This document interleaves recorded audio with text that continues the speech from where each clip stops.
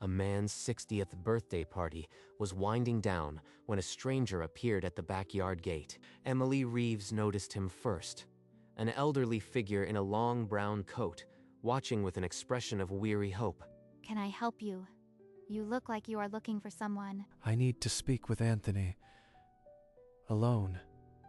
It's important. She found Anthony near the bar, a drink in his hand, still laughing with colleagues. There's a man by the gate. He says he needs to talk to you, no one else. Anthony walked toward the side garden, where the old man stood waiting in the last amber light of the afternoon. Son, I am your father. The words hit Anthony's chest like a physical blow. He couldn't speak. He staggered back.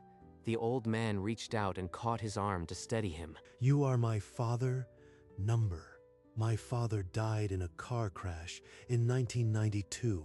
I buried him. The casket was empty, Anthony. I faked it. Please, let me explain somewhere private. Anthony led the way to the garage. They sat on old wooden stools under a bare bulb. I faked my death because your mother was going to kill me. You expect me to believe that? Dorothy was a grieving widow. In 1988, George fell from a ladder while fixing the roof. Dorothy watched from below, unmoving. I broke 3 ribs and my collarbone. She just stared, then called an ambulance when the neighbor came outside. She could have been in shock. That doesn't prove anything. He later found her life insurance on him doubled, with an accidental death rider added quietly. I started sleeping with a lock on my workshop door. From his coat pocket, George withdrew a creased envelope and handed it to Anthony. I pulled the insurance file after the roof fall. She'd added an accidental death rider worth $300,000. Anthony scanned the highlighted numbers, his breathing shallow. This could have been a savings plan. You are reading intent into insurance adjustments. George nodded slowly, as if expecting the resistance. I found a bottle of cyanide under the sink. Just sitting there, no label. Cyanide? How would you even know? I worked in a lab before I met her. The smell is unmistakable. And you think she was going to use it? Why not call the police immediately? Because without solid proof, she'd play the heartbroken wife. So I turned to someone I could trust, a man named Miller, a sergeant in highway patrol. He'd seen cases like this before. They staged a single car crash on a remote stretch of highway. No body was ever found. The funeral was closed casket.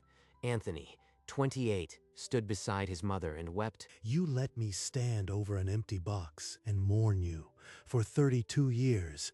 I had to. If she suspected I was alive, she would have turned on you. Turned on me? What does that even mean? You left a boy without a father. George pulled out an old driver's license, the name Thomas Ward printed under a younger face. I worked as a shop teacher in Saskatchewan. I watched your graduation from a parked car. You watched me. You were there. And you didn't say a word. Anthony's voice cracked. The anger began to give way to something far more raw. Willow Creek has 600 people. I taught shop at the high school for 28 years. He described winters so cold the pipes froze, and the quiet kindness of neighbors who never pried. I attended your mother's funeral. I sat in the back row and left before anyone saw me. You went to her funeral after everything. I needed to see her buried. Only then did I feel it was safe to come home. 32 years, and you waited until she was dead to come back. I never remarried. I kept your photo on my dresser, the one from your 7th birthday. Why didn't you try to contact me after she died? I was terrified you'd hate me. Or worse, not believe me. Dad, I am not ready to forgive, but I am listening. 2 hours passed before Emily walked to the garage with a tray of coffee. Anthony, people are looking for you. She pushed open the door and froze, seeing the old man on a stool. Emily, I need you to sit down. This is my father, George Reeves. Your father died 32 years ago. I stood at your side at his funeral. I am sorry for the shock, ma'am. I had to disappear to stay alive. She set the tray down slowly, her hands steady but her eyes full of questions, and studied the man's face. Anthony, you believe this man is your father? I do. It's going to take me a while to accept it fully. Then he stays. We'll keep this quiet. No one but us three knows. The morning after the party, Anthony drove to St. Mary's Cemetery alone. I brought you flowers, Mom. I've done it every month for 32 years. He placed the bouquet on the grass and stared at the engraved dates. George said he came to this funeral. I remember a tall man in a long coat slipping out early. He was right.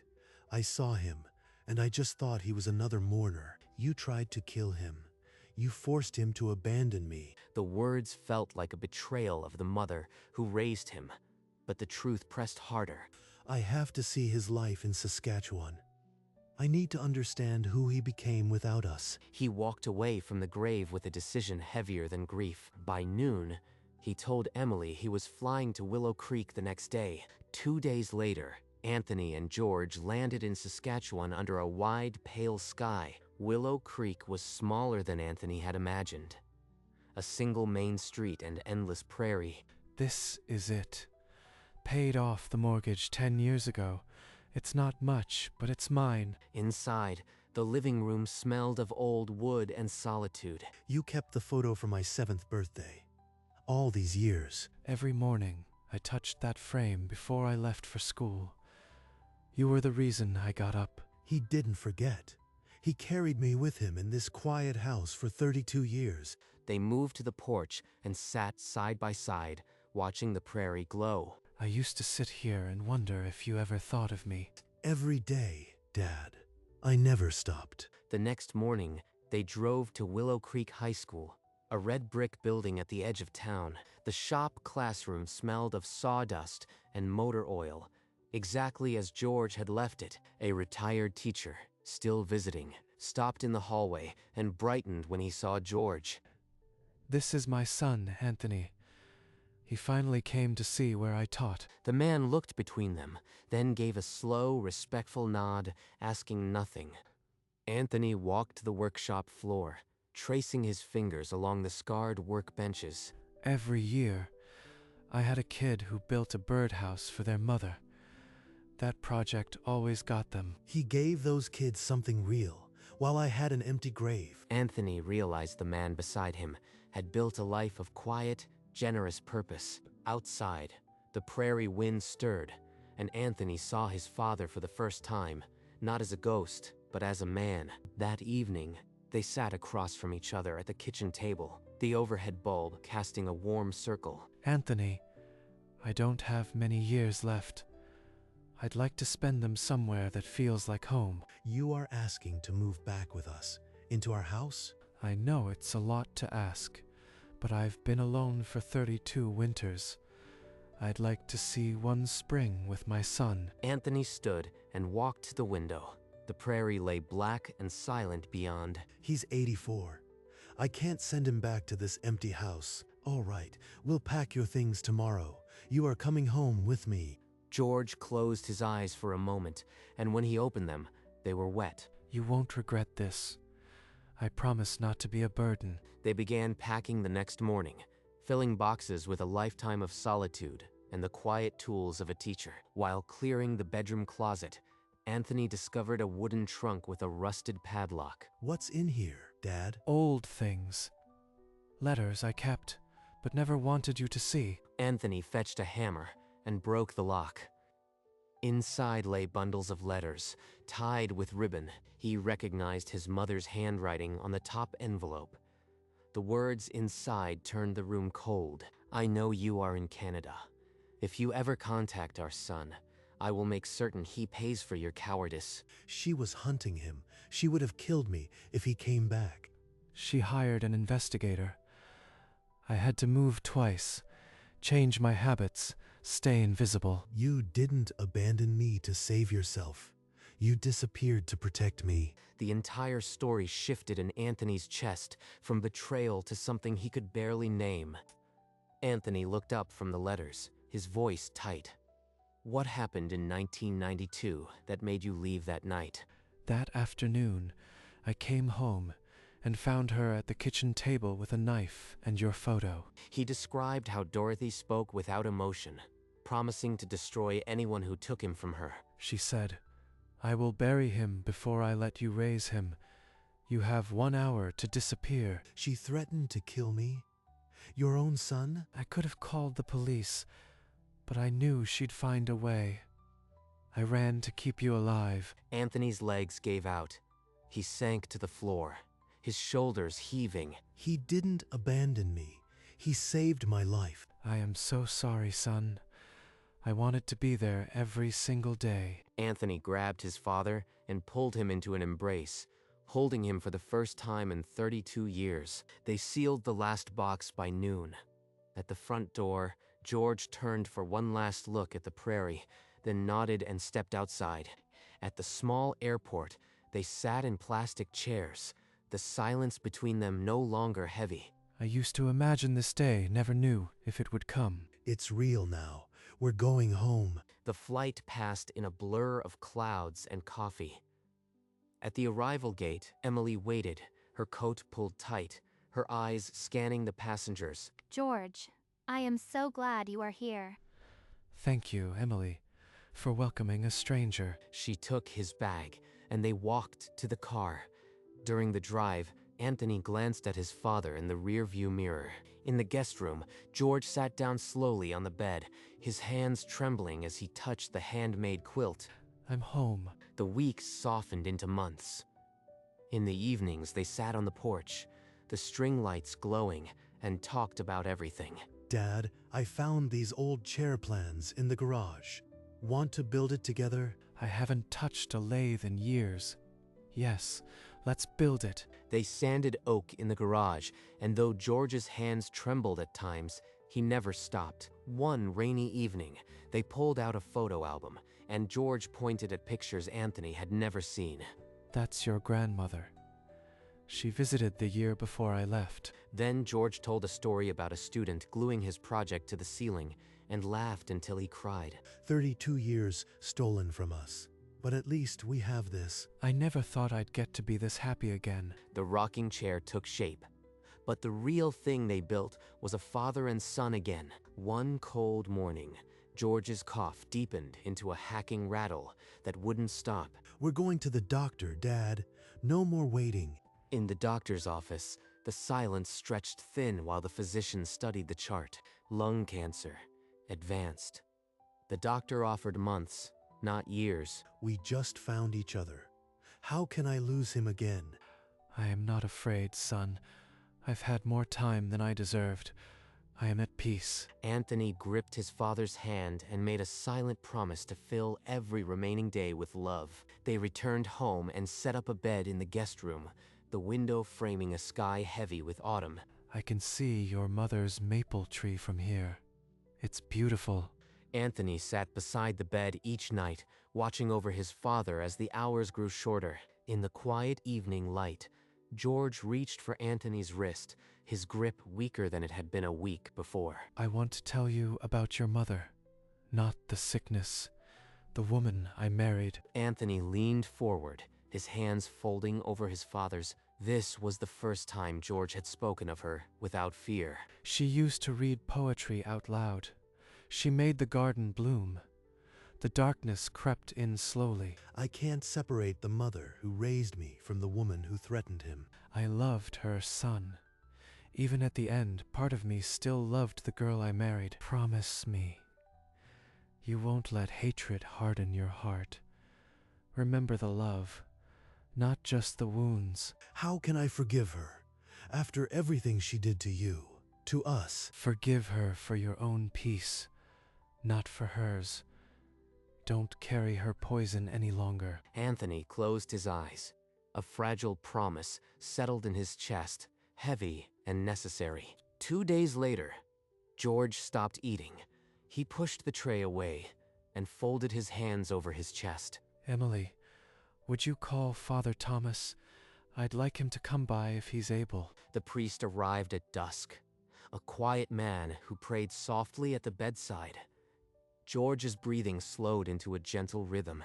Anthony, I am not afraid. I can see the prairie from here, and it's beautiful. Emily, you gave me a home again. I will always be grateful. He closed his eyes.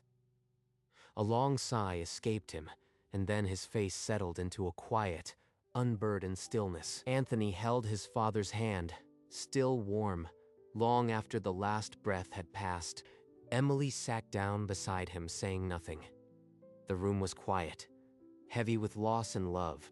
Outside the window, the first pale light of morning touched the maple tree, and a single leaf drifted to the ground. Anthony did not move. He had promised to stay, and he would stay until they came for him. At the funeral home, Anthony ran his hand over the wood of a simple casket, his reflection ghostly in the polished grain. This one, it reminds me of the birdhouses he made. That afternoon, he sat at his desk with a blank notepad, the weight of the obituary pressing on him. His real name was George Reeves, but I can only write Thomas Ward in the paper. You are honoring his wish to keep the past quiet. That's not a lie, it's a gift. 2 days later, the small wooden church filled with quiet mourners and the scent of lilies. Anthony stood in the front pew, a folded paper in his jacket. Emily squeezed his hand before he rose. Speak from your heart. That's all he would have wanted. He walked to the pulpit, his footsteps echoing on the old wooden floor. He placed his notes before him and looked out at the faces, many of whom didn't know the whole story. My father died in a car crash in 1992. At least, that's what I believed for most of my life. The casket was closed. But the truth is, it was empty. He faked his death. He lived for 32 years under a different name in a small town in Saskatchewan. He was a shop teacher. He taught kids to build birdhouses. He gave them something real, while I had an empty grave. A murmur rippled through the pews. No one had heard a word of this before. He did it to survive, and to protect someone he loved more than his own life. But he came back. After 3 decades, he walked into my backyard, and he said, "Son, I am your father." I only got 11 months with him, but in those months, he taught me more than any father could in a lifetime. His father came home. That's what I ask you to remember on his headstone, because that's the only truth that matters. Silence held the church for a long moment, and then the first sob broke the stillness. The crowd drifted from the church, their voices low and uncertain, as Anthony and Emily slipped away to the cemetery. The fresh dirt of the grave was still mounded, the headstone polished and sharp against the gray sky. Anthony knelt and placed the small wooden birdhouse at the base of the stone, the one they had never finished together. You taught me that a good birdhouse needs a roof that overhangs just enough. I kept your notes. He'd be proud to know you finished it. The carved lettering caught the faint afternoon light. George Reeves, father, teacher, home at last. 32 years of silence, 11 months of words, and now, forever. Emily touched his shoulder, and he rose, slipping his hand into hers. They walked away along the narrow path, 2 figures growing smaller against the endless rows of stone. The birdhouse remained a small wooden heart against the gray, and a promise kept where no one else needed to see. A week after the funeral, Anthony sat in his study with a wooden box of his father's belongings. Among the old keys and worn wallet, he found a plain white envelope with his name written in shaky script. He unfolded the letter. The words were dated just after his birthday party. "My son, if you are reading this, I am already gone. I wrote this the night after I saw you again. These months have been the greatest gift of my life. You gave me back my name and my home. Forgive your mother as I have. And remember, I am always proud of the man you became." Anthony pressed the letter to his chest, his shoulders shaking. He kept his promise to protect me, even in his last words. He walked to the garage and stood before the half-finished rocking chair, running his hand over the smooth oak. Then he smiled through the tears. knowing that some things could never be taken away. Months later, Anthony placed the finished rocking chair on the porch, its wood smooth from his hands. Every day I sit here, I hear his voice telling me to sand with the grain. He's still teaching you, isn't he? Even now. Always. And I will carry his lessons for the rest of my life. The chair swayed gently in the breeze, a rhythm as steady as a heartbeat. Emily rested her head on his shoulder, and they watched the sunset spill gold across the prairie. A new morning rose over the prairie, the promise of spring touching the earth. On the porch, the chair sat empty, but it was never truly vacant. After 32 years, George Reeves had come home, and he would never leave again. The truth about Dorothy remained buried. But a father's love is not something that ever dies.